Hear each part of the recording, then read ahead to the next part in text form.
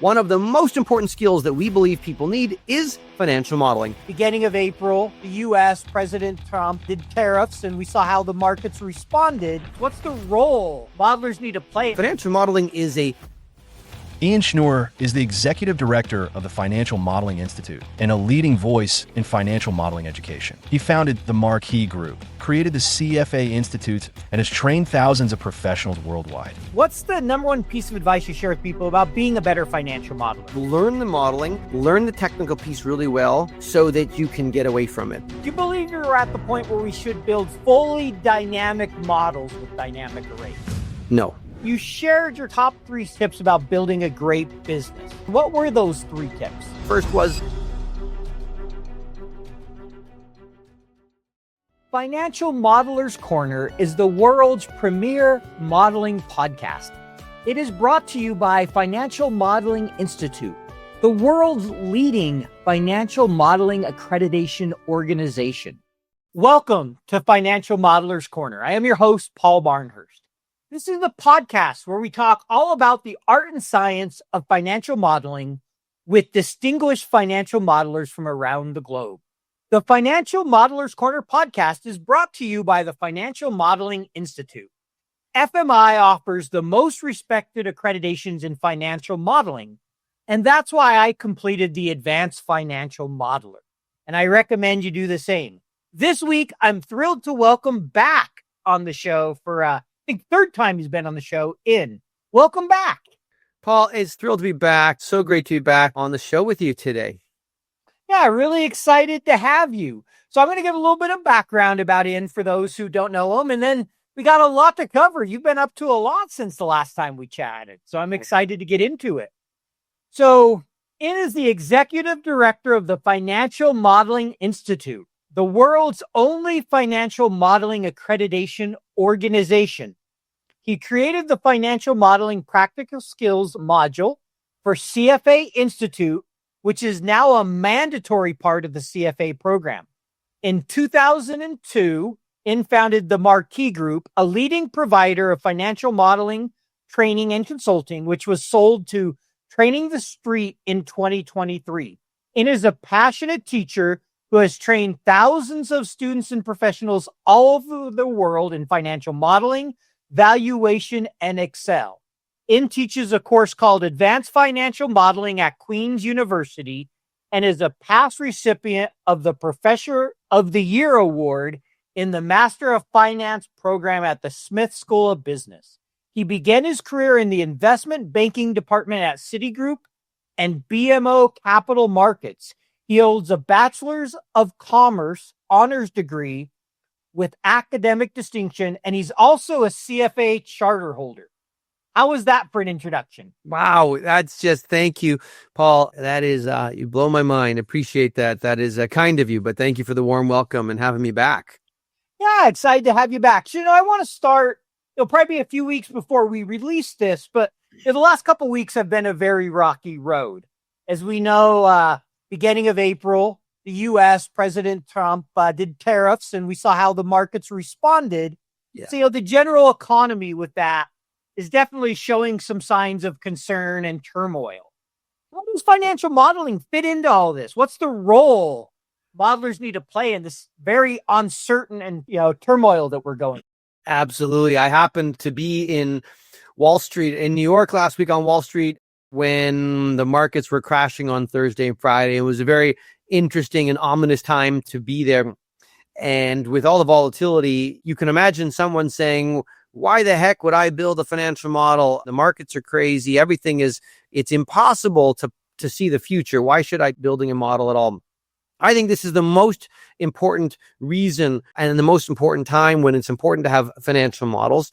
And people can see that if you understand the point of modeling. Modeling is not building forecasts. It's not about getting the perfect answer. We're not trying to be soothsayers. We're not building forecasts to see if we can come up with the perfect prediction and then say after 5 years, aha, I nailed it perfectly. That's not the purpose of modeling, right? The purpose of modeling is to say, if this happens on my business, what will we look like? And if something else happens how will we fare? Will we survive? So knowing that we are going through a very rocky period, possibly tariffs, possibly no tariffs, possible changes to our cost structure, possible changes to our labor rates. It's so critical to know, can we as a company survive this sort of turmoil and this up and down? So having a good model allows us to say, well, if we're hit by rising costs, because we know where we buy our raw materials from, if our costs go up by X%, we can't survive, or our cash flows are going to go down too far. As a result, we're going to have to make some contingency plans. We're going to have to change the rest of our operating model and, change our other costs in some way. Or, again, it allows us to know what if these things do unfold in different ways, what will we look like? How will we perform? And then what actions could we potentially plan in advance to mitigate them? And so more important than ever to have a sense during these rocky periods, I think. Oh, I agree. I mean, you think back to COVID and everybody was doing scenario modeling. Well, what happens if it's 3 months that we're shut down, or 3 weeks, or what happens if we do this or that, or if we start, restaurants, if we start delivering to houses, how much can we keep, and running a ton of scenarios. And similar here, it's just different inputs. Exactly. Back in 2018, I don't believe there was anybody on the planet that was maybe a couple people, but I don't really believe anyone seriously was predicting a massive pandemic that was going to shut down the world for, in the way that it did. And the same thing, I don't think a year ago, people were predicting that we'd be in this sort of a trade situation with threats of tariffs and massive stock market swings. That's not the point. We're not trying to say that we were bad modelers because we missed those events. But now that they're happening, we can say, okay, this is our world today. How do I incorporate that information to help me think about what might happen into the future, and how can I properly navigate it to get through this turbulent time? Yeah, I mean, as you point out, it's not about being exactly right. It's about helping the business make better decisions and provide as much clarity as you can. Because if any of us forecast perfectly, we wouldn't be sitting here. We would have made a fortune on the stock market. I would hope so. I would hope that if you could forecast perfectly, you would not be doing this job. You'd be, sitting somewhere in Hawaii or in the Caribbean and just sipping your margaritas and buying the stock that you knew was going to go up the next day. And that's not the point. Exactly. So we're trying to say, gosh, if tariffs do hit, we're going to have to shut down our highest cost division, or we're going to have to lay off 20 people because we won't be able to keep them, or whatever, et cetera, et cetera. But let's build some plans around, and then as, the days and the weeks and the months unfold, we'll see where we're at and which plan do we follow through with. Exactly. So I think we covered on the tariffs. I'd love to know, just kind of stepping back, what have you been up to since last time we chatted? I know there's been a lot going on. So tell us what FMI's been doing and what you've been up to. Yeah, listen, as I said, first of all, thrilled to be back. Thrilled, first of all, that this podcast and your show has been going so well. You're getting better and better as a host, which I love to see as well. And it's been awesome. And we, FMI has Financial Modeling Institute has, as you know, been a proud sponsor of the show since day one, and very proud of that. My life has been exciting and busy. I have been working with our team. Our team at Financial Modeling Institute keeps growing every year, and we are, as you talked about earlier, building the world's only financial modeling accreditation organization. We have candidates in more than 120 countries all over the world that are looking to learn, work really hard, and then prove through rigorous examinations that they have exceptional financial modeling skills. So we've been building and elevating our operational practices and our sales and marketing and our digital presence, and really growing into this role as the world's only financial modeling accreditation body. Last week, I attended Quinnipiac University's GAME Forum, a massive student finance conference in New York, and FMI was invited to have a booth. CFA Institute was there. The Kaya organization was there. GARP, the risk management body, was there. We were all on a panel discussion together. So it's really nice to be building and growing our name all over the world. It's been a lot of fun. Yeah. And what are you hearing from employers now that it's been out there long enough? It's starting to become more well-known, right? 7-8 years ago, when you first started, it's like FMI and accreditation. What is this? I've never heard of it. What are you starting to hear from employers? How do you think that side of it's growing, right? Of getting that recognition to say, this means something. Yeah, absolutely. So on one hand, it's going very well. On the other hand, we still have a lot of work to do, and these things take time. I mean, building an accreditation organization, is not something that happens overnight. In fact, other accreditation bodies will tell you that if you're less than 10 years old as an accreditation, you're still a baby. And we're, 8-ish years old now, and definitely getting a lot more traction. Two examples, PwC and Deloitte in many of their offices all over the world make the AFM, the Advanced Financial Modeler Accreditation, the one that you sat. A lot of PwC and Deloitte offices make that mandatory for people who want to work on a deals team. Why? Because they know if their employees have better modeling skills and are more confident with their modeling, that it will allow them to build better tools, make better decisions, and support their clients better. And we are starting to see traction with more and more organizations wanting to de-risk their processes and truly elevate their teams. So again, this is part of our 5-year plan, is to continue to build awareness, traction, and interest.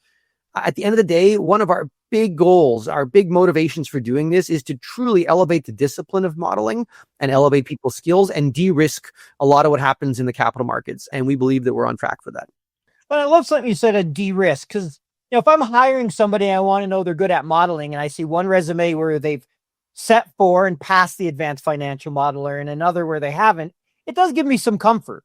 There's still be some tests. The one who didn't take it might be better, but at least I know the one who took it has a certain baseline. It's really hard to determine that from a resume, right? 100%. The other one have that baseline.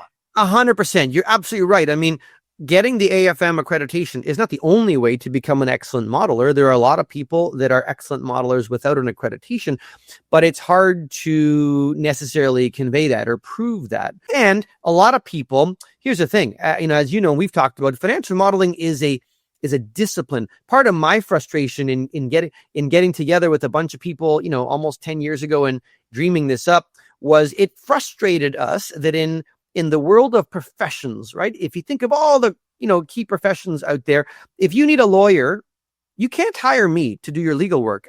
You can't hire me to do your accounting work. I mean, you could, but you don't know what you're going to get. Now, I can't represent you as an accountant or an engineer or as an architect. I don't have a certification in those areas. I might be a smart guy and understand those topics, but I'm not allowed to do that work.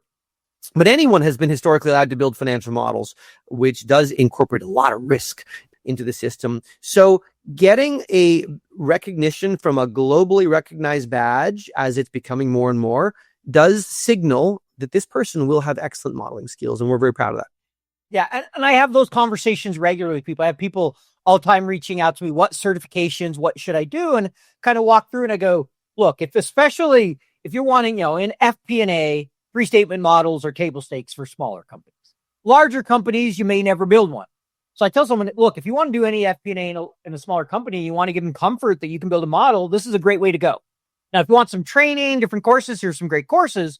But if you want that validation or accreditation, then look at this. And a lot of people are like, oh, that's a good idea. And what I found is very reasonable from a cost standpoint as well. So there's a lot. Try to be. Yeah, and by the way, the secret sauce to the AFM accreditation is really just that by putting an exam date in the calendar, we're forcing people to study and to practice, right? I mean, as you know, and you mentioned in my bio, I mean, I was a financial modeling trainer for 20 years. I had a training firm that I sold to a private equity firm in North Carolina. I love training and I love teaching, and I've taught 20 or 30,000 people. But as a trainer, I never knew if that person would become good or not, because nobody gets good at anything in life by watching the course. I could watch 8 hours of golf videos. I would learn a lot about golf in 8 hours.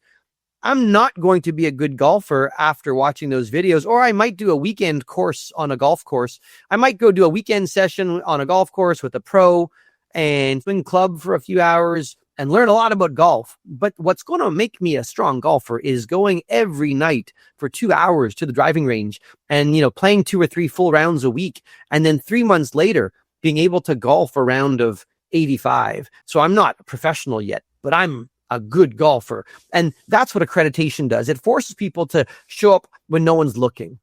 Do the work when no one's looking. Put in the time, roll up your sleeves, have fun with it. Practice, and you will become. So having a date in the calendar for an exam is just a way to force you to actually internalize it and learn. There's a lot of truth to that. I mean, so when you have that date, all of a sudden you're like, oh, wait, I have to do it. I got to find time. It's easy to procrastinate, but dates often force us. They're a forcing function in many ways. Exactly. It really is.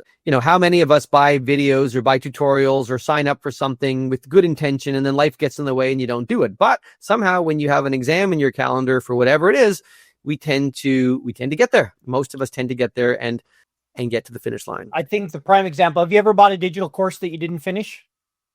Yeah, I've bought digital courses that I barely started, right? I think 90% of those that are bought are never finished. Sure. You get through a couple, and they're great, but we all need a bit of a kick, right, in the backside to get us there, because otherwise we get distracted. It's just human nature. And so having an exam just forces you to internalize it and learn it. People are so proud when they get through, like you, the AFM accreditation. We love that there are 4 days a year at FMI that we love. Those are the exam release dates, when the results dates, when the results go out. Because our team follows people whose results have been released, and incredible LinkedIn posts go up all over the world. People are so thrilled and pleased, and not to us, they're pleased with themselves. They're so happy that they managed to climb this bit of a mountain and learn this skill, and they feel so good about it. And we take a lot of pleasure by seeing people feel very, very, very proud of themselves for getting there. Yeah, no, and you should. I mean, it's a big accomplishment.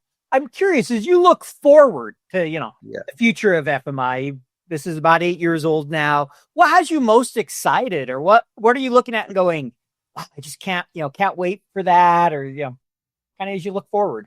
Well, I mean, and I see, I know you were going to talk about these things a little after. A couple of things get me really excited. First of all, solving this riddle that we had started with, right, is why is it that if you want to be an architect or a lawyer or a doctor, you can't just do it? You need to kind of learn, but then prove to a board, some sort of a standards body, that you actually have those skills. And we're trying hard to elevate this profession of modeling and have it viewed on the same plane, the same playing field. And I see us on the trajectory, of getting there. So that's really exciting to see it. And we're building this as a community platform, meaning we want this to be as inclusive. Anyone who wants to participate in the world of modeling is welcome in the community. We are trying to make this a very open, inclusive space, a safe, comfortable space, and that's working well. So very, very proud of that. And where do I see the other thing that makes me very proud is, you touched on it, because, as the value of the badge continues to grow and people recognize that, that AFM badge really means something, it means that wherever you are in the world, you can put yourself on equal footing. We have a lot of candidates. A lot of our candidates come from developed countries like the US and Europe and Canada, but we have a lot of candidates coming from developing parts of the world, in Africa, in Nigeria, we signed a partnership with the stock exchange in India. I was in China last year, which we'll talk about. And I get excited thinking about the idea that people in these parts of the world that are really working hard to differentiate themselves can elevate their skills and put themselves on a level playing field with someone in New York realizes, this person obviously has excellent modeling skills because they got this recognized badge. Well, my background is in FP&A. I am also passionate about financial modeling. Like many financial modelers, I was self-taught. Then I discovered the Financial Modeling Institute, the organization that offers the Advanced Financial Modeler Program. I am a proud holder of the AFM. Preparing for the AFM exam made me a better modeler. If you want to improve your modeling skills, I recommend the AFM program. Podcast listeners save 15% on the AFM program. Just use code PODCAST. Yeah, one thing that's fun for me when you talk about the different countries is there's a lot of people who take advantage of the podcast discount and sign up from listening to the podcast. It's always fun to see all the different countries. I love singing. Oh, wow, that's somewhere I wouldn't have expected, or how many different. I think just from the podcast, we probably had 30, 35 different countries, that have signed up for the program. And so that is fun to see. I definitely know what you're talking about. Yeah, it's incredible. Like I do, every month I do a Q&A session for people that are preparing for the exam. We did one this morning. And we always go around and ask people to say where they're from. And it's amazing. There will often be people from 30 or 40 different countries in the webinar from all over North America, South America. Today we had, someone from Bolivia and from the Caribbean and from the US and Canada and from Europe and Africa. Even sometimes people show up in Singapore or Australia when it may be like 1 a.m. and I'd be like, what are you doing? You should be sleeping. But yeah, no, it's amazing. It's amazing to watch. It's one of the few skills as well that is truly global, and literally it is almost identical anywhere you go in the world. So when you know how to build a model, you can literally model an American company, a British company, a Chinese company. It doesn't matter, because financial statements look almost exactly the same anywhere in the world. So the art and science of forecasting it is the same. So it truly can take you anywhere. No, it's a good point. I mean, right? The 3 statements apply globally. It's not like you go to China and they have this, 2 statements. Or you go over to Africa, it's like, well, we have 6 statements. They have one state, 6. Yeah, exactly. Oh, what are your additional 3 or 4 statements? Yeah, I know. It is with the convergence of accounting standards. Most countries in the world, of course, as you know, use IFRS. US does not. US uses US GAAP, but US GAAP and IFRS have become very closely converged. Yeah. And then, of course, in India, they use IAS, the Indian accounting standards. In China is Chinese accounting standards, but they're very similar. So when you look at a public company's historical financial statements, you'll be, the cash line is a little lower down, or, they moved this year. But if you understand US GAAP, you will in a moment understand the financial statements of any company in the world. Great point. So I want to ask you a couple questions, some of the things you've been up to. I know some of them, I've seen them from LinkedIn. We've talked a little about them, but I think our audience would find interesting. So first, you've attended the Financial Modeling World Cup the last 2 years. I know you've given some training sessions on that. Maybe give your thoughts on what that experience has been like. What's it like being there with a bunch of Excel nerds? Oh, gosh. Well, I love it with my people, which has been a lot of fun. I will lump in a couple things since the end of COVID. 2 fantastic events that your listeners might be interested in have popped up. There is the Financial Modeling World Cup, which has for the last couple of years hosted. What do they call it there? It's every December. They run a training camp. It's been in Las Vegas, and the training. Yeah, exactly. And it's been in Las Vegas. And they're a partner of ours as well. And they do a 2-day kind of training camp, and then they use the 3rd day to run the finals of the Financial Modeling World Cup championship. The reason they do in Las Vegas is because there is an esports arena in the Luxor Hotel that they have used, and it's been fun catching up with you there. There is another event which has been in London the last couple of years, which is the Global Excel Summit, which I've had the privilege of speaking at and participating in. And that's also a fantastic event. There's been some overlap, and it's a lot of different people. That's just a conference. There's no competition as well. But also, I love being at both of them because the attendees, and if your listeners are thinking about maybe attending one of them, I highly encourage it. You'll learn a lot. You'll realize that you're part of a community of people who use Excel, people who use spreadsheets, people who do planning work, forecasting work, modeling work. You'll meet some great people. It's a wonderful community. There's a lot to learn. And I have really enjoyed, what I've taken away is just the passion of people who go, of really wanting to, no pun intended, but to excel in their craft and to become better.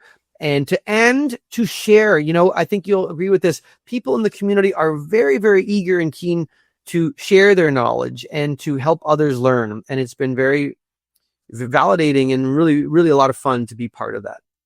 Yeah, no, I agree with you. The community is definitely willing and open, and they want to share. And so, yeah, I agree. If you want to improve your Excel skills, be around other Excel people, build a network in that area, either of those events are great. So another thing I know you did, and I think it's been almost 2 years now, when CFA overdid the level 1, and they added a practical skill section, the financial modeling, which I know you guys were involved in with them for that. What's been the feedback on that? What have you heard, kind of how people have embraced that change? Yeah, I will share this with you. It's been fascinating. So we've had a long-standing relationship with the CFA Institute. We started working with them in 2018. The former CEO His name is Paul Smith. He's a British gentleman, but he's been living in Hong Kong for 30 years.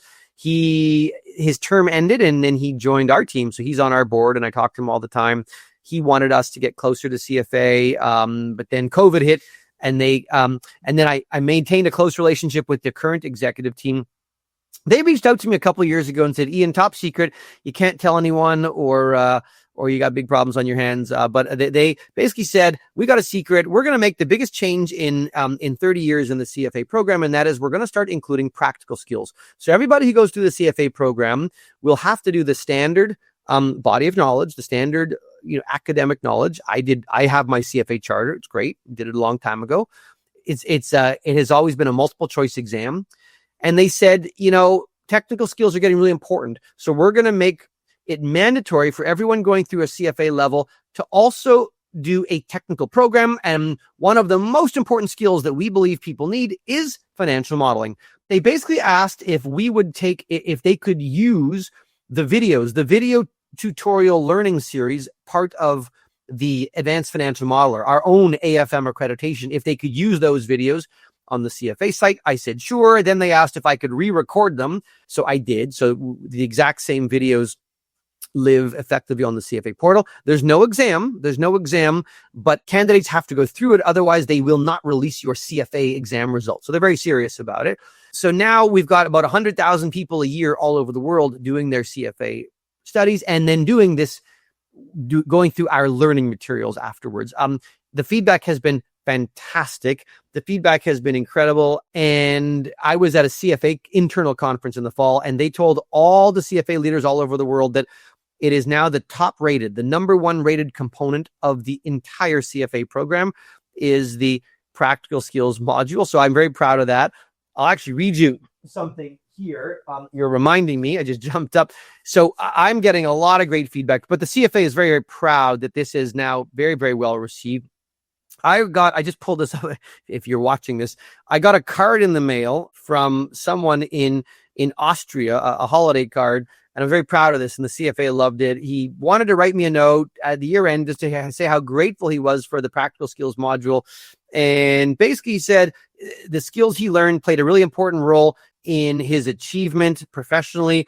It allowed him to build a much better financial forecast for an investment project that got approved by the investor and by the relevant authorities. And it would not have been possible without the PSM, the practical skills module. So I was very proud of that. And this is why I say that, modeling, is important, not just for people. So the AFM program, of course, you learn to build a 3-statement model, but it's not about the 3 statements. As you know, it's so much about design and communication and the organization of it and the layout. So you might not need a balance sheet or a cash flow statement specifically, but you do need to have flow and organization. And, he was saying that because he did that, he believes his project got approved and went through. And I really took a lot of very, very proud to hear that and very pleased. No, that's awesome. Thank you for sharing that. And that's amazing that it's, the number one program there, that people love it. I mean, I'm not surprised, but it's just great in such a short time that it's become so popular. You've done a great work there with CFA. And kind of speaking of that, I know that you've also, a few months back, you went to India looking at launching a partnership with their stock exchange academy over there, if I remember right. What was that like? Tell me a little bit about that. I mean, incredible. I'll lump a couple together. I mean, I spent most of August in mainland China, and then I spent a good chunk of November in India. In China, we struck up a partnership with the department that manages the CFA relationship right now in the country. So, they work closely with the government. They manage the CFA relationship in China, and they will be managing the FMI partnership relationship in China. The country is very, very keen to elevate the modeling skills in China. And so we have an incredible partnership there. That was a phenomenal trip. By the same token, we struck a partnership with the National Stock Exchange. They have an academy, a learning academy in India to launch and to roll out FMI's accreditation programs in India. Being in those two countries is so eye-opening. I had never been to either place before. First of all, I love talking with the people, meeting the people, experiencing the cultures, but seeing the real passion and hunger. And, I'm in Canada, in Toronto, and I know you're in the US and a lot of listeners. I loved seeing just the real hunger. And not that we don't have that same passion in Canada or the US right now, but in some parts of the world, that passion feels like it's burning a little brighter. They're trying really hard to kind of elevate themselves and get to a different spot. It's not hard for them to remember they themselves, were impoverished or their parents were, and they're working really hard to kind of get to a different spot in their lives. And they know that having this globally recognized skill, that they know that having this important Excel skill and being able to build models is a tool that will help them. And it's really fun to work with people that are so passionate about improving their lives. Yeah, I could see where that'd be really rewarding. And if I remember right, I think they gave you a name in China, Chinese name. How do you say it? Do you want to say it? No, you go. I'll let you say it. All right. So as you've mentioned, my name is in English is Ian Schnoor. And when I was in China, our partners had a sort of a bit of a light bulb moment. And I will say it for those who can actually, speak Mandarin. I hope I say it in a way that you can understand. But Ian Schnoor in English, they realized a great Chinese name would be Ying. So it starts with a Y-I-N-G, Ying Chengnua. So Ying Chengnua sounds kind of like Ian Schnoor. And Ying Chengnua means sort of a hero or a prominent person that comes bringing promise of future success, something like that. I'm probably missing it a little bit, but they thought that based on the way it sounded similar to my English name and, what we were building there together, that was fitting. It's funny. We had a lot of meetings with government officials when we were in China, and I would introduce myself as Ying Chengnua. They loved that. And many of them kind of their mouths opened and they said to me, "Oh my gosh, your Chinese name is so much better than my Chinese name." And, and so I was definitely honored. Do not ask me to write it because I can't do that yet, but I do know how to say it. And I can recognize it, but it was fun to be embraced that way. We won't ask you to write it, but love that. Thank you for sharing that story. I want to switch gears here a little bit. So we've talked about some of the things you've been up to, but I know recently you shared your kind of top tips about building a great business. And I think a lot of our guests, I know a lot of the people I interview do run their own consulting, sometimes training, right? A lot of people to do modeling, you go out on your own. So I'd love for you to maybe share that advice. I know you've run several businesses over the years. What were those 3 tips? Can you share that with your audience? Absolutely. I've now had a great honor and a great opportunity in my life to build a couple businesses. I view, like, for me, Excel and modeling have been a means to an end. Yes, I like modeling. I don't do much modeling anymore. I used to love tinkering and building, and I still do like to play around with that. But it's been an opportunity for me to teach, to become, to help enable other people. It's been an opportunity for me to help build a couple businesses. And in hindsight, I put up a post about a month ago talking about, because I get asked all the time. I know I had been asked I was at a CFA event, speaking at a CFA event, and someone came to me and said, "I really like, the businesses you've built, and do you have any tips? I'm thinking of starting a business." And I thought a lot about what have I done and what do I like, what do I stand for?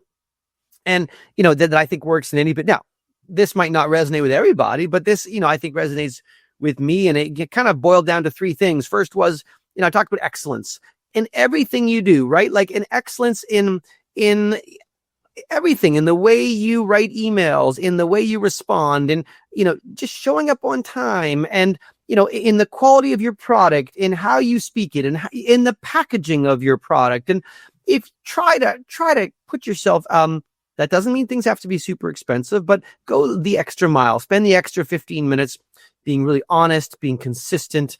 So to me, that's what excellent means. Very important.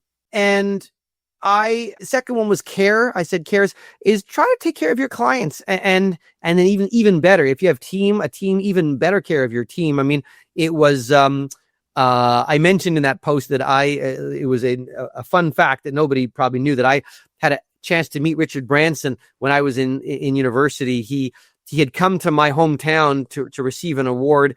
And after the award ceremony, all of the, the older gentlemen in tuxedos wanted to go out with him, but he didn't want any of that. He wanted to go out with the table of students that were there. So he took us out to a local bar, a pub, and we couldn't get in because it was full. So he spoke to some bouncers at the side door, and before we knew it, whatever got exchanged, we were all going in, and we hung out with him, at a bar for a couple hours. But he's known for saying, take even better care of your employees, and then they will take care of your business. Take care of your people. Take care of your people, your clients. Right? Thank yous, being empathetic, listening to them. It goes a long, long way. Turnover is brutal. Of turnover of clients, turnover of employees. And the third one is to be clarity, right? Make sure that you are clear. What does your business offer? What do you do? What's your expertise? What's the businesses? Make sure everyone can speak to it. What's the purpose, the mission? What are you out there to do as an organization? Because it's not always clear. Sometimes it's confusing. We all must see businesses at times and scratch our heads and say, what are they doing? Like, what is their business? And I get to websites and I don't understand what they do. And I just feel like if you're clear, if you care, and if you try and show up on time and be excellent, you got a pretty good chance. You got a better chance than if you don't. So I shared that, and those things go a long way with me. Bad financial models can lead to bad decisions, or worse. So, how do you minimize the risk of a bad model? You make sure the models you build are great. Financial Modeling Institute developed the Advanced Financial Modeler Accreditation program to help modelers like you. The AFM program offers a step-by-step approach to building world-class financial models. The program ensures that you know the best practices in model design and structure, and will help you brush up on your Excel and accounting skills too. Be the one on your team to build great models. If you want to impress your boss and your clients, get AFM accredited. Podcast listeners, save 15% on the AFM program. Just use code podcast at fminstitute.com/podcast. Well, great advice. Thank you for sharing that. I think that's something many people in our audience will find beneficial. I know I enjoyed it when I saw the post and read it. This next one's kind of a fun question that we've added since last time you were on. Fun one. Okay. So what's the most unique or fun thing you've created, a model for or built in Excel for your personal life? All right. Here's what I actually, I just thinking of the most unique thing. All right. Let me share with you the problem, and then I'll tell you how I solved it. So many, many, many years ago, my wife she had purchased a very small business that made personalized baby blankets. Okay. I'm creating a bit of a case study here, and I'd love to know how you or others would think about it. She had a business that created personalized baby blankets. So let's say you had a friend that had a baby. You'd go on the website. There were 4 color options basically for the blanket. There were 2 kind of boy colors and 2 girl colors, but in theory, you could order whichever one you want. So you chose which of the 4 blanket colors you wanted, and then you had to tell the name of it. And each blanket had like a different animal on it. Okay. But then you would put, like, if the person's name was Benjamin or Paul, you'd put the name in, and then they'd get orders every day. Now, a blue blanket, if you ordered a blue blanket, then the order of the letters, it might be, if it was a 6-letter name, or Benjamin, then the order on a blue blanket, the letters might be a red followed by a yellow followed by a green. Like, it was always the same pattern of letters on a blue blanket. Whereas if you ordered a purple blanket, the letters might be, white, pink, gray, black, and then follow that sequence. So they had a problem because they knew that they would order, 100 stock of each blanket, but it doesn't make sense to cut 100 A's and 100 B's and 100 C's and 100 D's. Like, they needed an inventory of letters. It doesn't make sense to cut, the same number of letters in a dozen different colors, because you don't use many X's. You don't use as many, Sure. Q's. There's not as many X's and Q's in people's names as there is an A or an I. Exactly. Exactly. So they wanted to make sure that they weren't wasting, and they had, bins and buckets with a reasonable number, of A's in red. And so I created a tool for them that allowed them to say, okay, at the end of every week, type in all the names that were ordered. So I had 4 Paul blankets and 6 Rebeccas and 9. And of the Rebeccas, 1 was purple, 1 was pink. And then it would go through with an engine and figure out, okay. And then what it would tell them and their sewers is that the sewers needed to cut 17 red A's and 6, white A's and, no B's and etc. So they knew exactly how many letters they needed in every color in order to have the right inventory. So that was something, that's very different than financial modeling of a company, but the approach was the same. It was a communication tool. It was built using cleanliness in a way that could deliver the right message to the people who needed it. And that was a fun tool. Fun. I love that one. That's a fun one. We get some great ones. We've had what else have you had that was interesting? We had someone that we had build a bathroom tracker.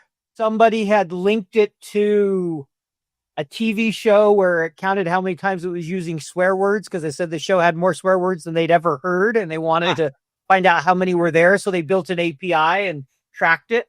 Another one that built a connection to a concert they wanted to go to keep track of the flow and calculate how long they needed to stay on the phone. They did get tickets.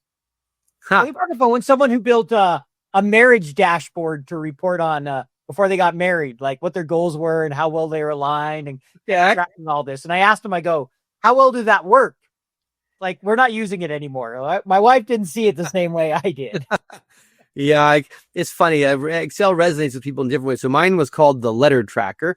It got used really, really for a long time, as long as they ran the business. But yes, some people have a bit of a visceral, as you probably know, a visceral negative reaction to using spreadsheets to manage certain, elements of their lives that they feel maybe should be more intimate. I mean, it's just a tool. But listen, at the end of the day, I love the creativity. I love your question, because what it demonstrates is Excel is just a piece of white paper, right? It's just a piece of paper that can manage and give you insights into words, numbers. You can do whatever you want with it. There are people out there in the world that use Excel to create art because you can. And it's just a nice whiteboard that has a lot of power behind it. And I do encourage your listeners to be super creative. It's a great way to learn Excel skills and elevate your skills and your design and principles around clarity by just messing around and playing with it. Doing that will help you in more professional uses when you need it of Excel. Yeah, very true. A lot of times the things you do for fun, you'll learn things you wouldn't have learned in the professional, and then you're like, oh wait, this applies. Exactly. So we're going to do what I call a shortened rapid fire. Yeah. You've answered most of these questions already. So if somebody wants to know circular references, VBA, all that, they can go back and listen to episode 1. But there are 4 questions I want to ask that we've added. Okay. Last time you were on. Okay. You know the rules. No, it depends. I know you're going to want to say it for all of them. So we'll get your answer, and then you can elaborate on 1 or 2. So the first one is, do you believe you're at the point where we should build fully dynamic models with dynamic arrays? No. Okay. And do you want clarity or? We can add clarity at the end. I'm going to run through all of them first. No. Should financial modelers learn Python in Excel? I'll say no, not for financial modeling. What about Power Query? No. Power BI? I'll go no, just to stoke it up. And then we got 4 no's. Now you can elaborate however you want on those. Sure. Those are all great skills. They're all, so again, let's be super clear and not trying to be cheeky. I am not suggesting people shouldn't learn those skills. Sure. Like, you were talking in the context of financial modeling. And when you and I talk about modeling, we're talking about building forecasts. And if you're talking about building a forecast of a project or of a company, one of the things that I stand for a lot, because I know clients stand for it, is simplicity, cleanliness. Python's phenomenal at managing massive amounts of raw data. And if you happen to need to manage large volumes of raw data and to visualize it, fantastic. You should understand it. But I don't see the place yet for Python as a forecasting tool. Maybe they'll change, but I don't see that yet. Same with dynamic arrays. I love it. I love that there are certain people in our community pushing the envelope. They are the pioneers. Challenge with dynamic arrays and models right now is that certain things are actually a lot more complex. Mm-hmm. They enable an inherent circular reference. Like, there will be circularity in a circular reference as a result of it. It's not quite I don't think it's ready for prime time yet. I love that people are pushing the envelope, and I think it will, but I feel like it's not there yet. Power BI, again, Power BI is a great add-on if you want to visualize some data in Power BI. Again, Power BI, I think, is still better for big data, managing and organizing sales data for 1 million rows. Attaching it to the model, I mean, I don't see a need for that yet. And the last one was, you talked about dynamic array, Power Query, I think. Covered up. Power Query is the other. Yeah, Power Query, phenomenal tool to clean data. But again, I'll end with the point with this. There are really only 2 reasons that I've ever seen people use spreadsheets. Okay, truly. One is to manage data, big volumes of raw data. And I believe that all of those tools that you talked about, knowing how to use the tools in Excel and when is so important. I believe that the tools you just mentioned are optimal for managing big data. You want to manage data. Power BI is great for visualizing it. Python is fantastic for helping you pull the data, extract the data, organize the data, do a lot of things with it, also visualize it. Power Query to clean it. And the dynamic array capability, phenomenal capability to automate so many things, right? To spill data, incredible. But again, each of these, I think, still has more of a place in the world of data as opposed to in building a forecast for a project or a company. That's my view. Appreciate that. Thank you. And I can totally see where you're coming from. They're definitely more used in big data. Power Query is the one I would probably, that's the one I say yes on, but that's also. Which one? Power Query. My view there is, especially FP&A, the models I'm building, you have a ton of actual data you need to bring in. It's often from multiple systems and it's always messy. Okay, and so Python, sure. In a FP&A world, you're talking about connecting. So you're talking about the connectivity piece between the actuals to help you get into the forecast piece. Correct, right? You got to update it every month, typically, for doing a budget or a rolling forecast, and updating those actuals. Power Query is hugely helpful to get to all the different data sources. Oh, sorry, did you say Power Query or Python? Power Query. Oh, Power Query. Got it. Yeah. Okay. Yeah. I can. So that's kind of where I say yes, is I think so many, especially if you're dealing in certain areas of modeling, you're dealing with so much messy data. It's really helpful to kind of be able to do that. 100%. I get what you're saying. It's more of a data thing than a modeling thing. Correct. I would still say that you're right. That's more of the cleanliness and getting, like, to me, the modeling still is the future looking portion, right? I mean, I know that the full modeling tool does include and base off the historicals. And so cleaning that historical data and organizing and enrolling it, sure, I view that as sort of a clean. And yes, I can see a spot for that. That's not needed in all models, of course, in more project-oriented models. But yes, if you're dealing with an FP&A world and you're constantly pulling in, love that. So yeah. So just have one more question for you, and then we'll be done here. But super. If you could share one piece of advice to our audience, what's the number one piece of advice you share with people about being a better financial modeler? What's the advice you'd give? Yeah, is learn the modeling, learn the technical piece really well, so that you can get away from it. Right. The great success in life. I mean, listen, are there? I just really believe that, as I said earlier, modeling is a means to an end. I mean, there are people that like to kind of lock themselves in a room and, somewhere and just keep their heads in a spreadsheet all day long. And if that's what you like to do, great. But in terms of, I tell people all the time, modeling, I believe, is one of the world's great leadership development skills. You can elevate your career and become a tremendous leader through modeling, but not through the technical spreadsheet portion of it.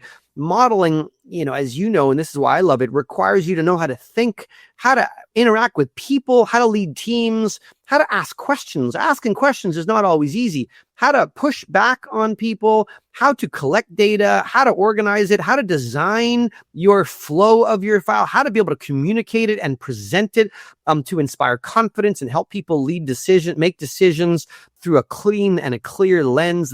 That skill is going to elevate you throughout your career and an organization. So I'd say is if you get the fundamental technical skills, but then recognize that that's going to be the slingshot to elevate you up, I think I would encourage people to focus a lot on that side of the equation. Great advice. I really like that. And we'll put the link to FMI. We'll put your LinkedIn profile in the show notes. So if somebody wants to reach out, they can get a hold of you. And keep up the great work. I love what FMI is doing and look forward to doing this again in a couple of years. Amazing. Thank you, Paul. It's always a thrill and a great honor to be here. I love what you're doing as well. So congrats to you. And I look forward to being in touch soon. Thanks again for having me back. Yeah, thanks for joining me and look forward to seeing you again soon. Thanks, In. Financial Modeler's Corner was brought to you by the Financial Modeling Institute.